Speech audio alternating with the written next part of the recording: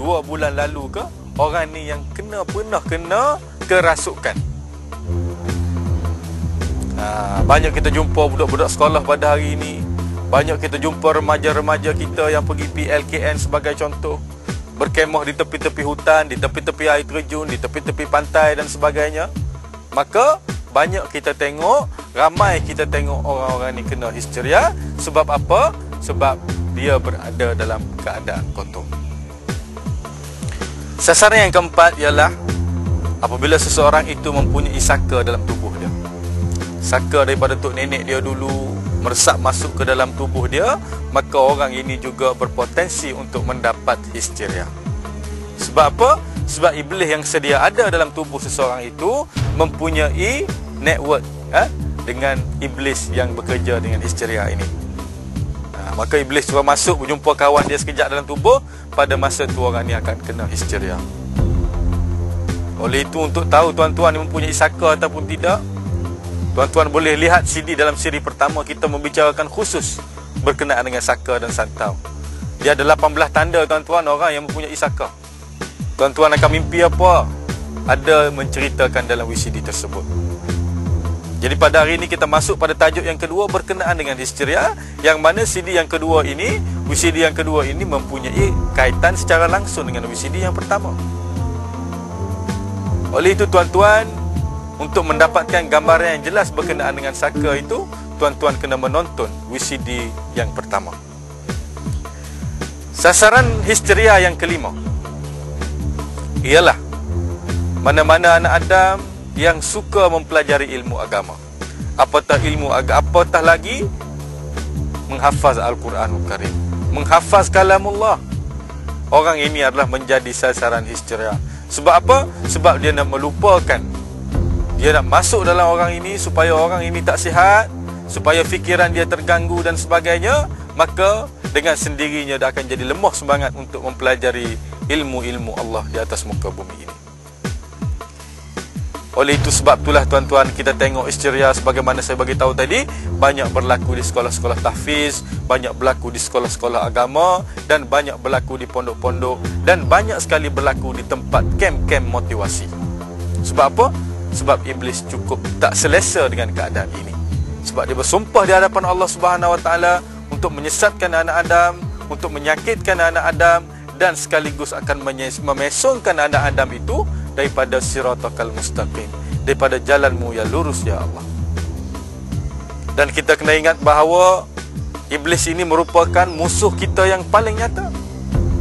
Sebagaimana Al-Quran menceritakan kepada kita dalam surah Yasin, innahu lakum aduwwum mubin. Sesungguhnya iblis itu bagi kamu wahai manusia merupakan musuh yang paling ketat. Disebabkan kita bermusuh dengan iblis lah, maka iblis mengatur langkah-langkah tertentu, memasang senjata-senjata tertentu, dan di antara senjata yang dipasang oleh iblis untuk merosakkan anak Adam, untuk anak Adam ini melupakan pelajaran dia, ialah dengan cara histeria. Tuan-tuan yang dirahmati Allah sekalian, demikianlah tadi pendedahan, demikianlah tadi satu pengajaran kepada tuan-tuan sekalian bagaimana caranya untuk kita membentengi diri daripada gangguan makhluk halus, terutamanya kukau, santau, saka dan sebagainya. Jadi pada kesempatan ini saya mengajak tuan-tuan sekalian agar hayatilah Al-Quran itu sebagai satu sumber ilmu, dan hayatilah Al-Quran itu sebagai penyembuh yang paling agung daripada Allah Subhanahu Wa Taala. Karena Allah Subhanahu Wa Taala berfirman di dalam Al-Quran, wa nunazzilu minal Qur'ani ma huwa shifaa wa rahmatul lil mu'minin. Sesungguhnya kata Allah Subhanahu Wa Taala, aku menurunkan Al-Quran itu. Di dalam Al-Quran itu ada ayat-ayat penyembuh kepada penyakit manusia.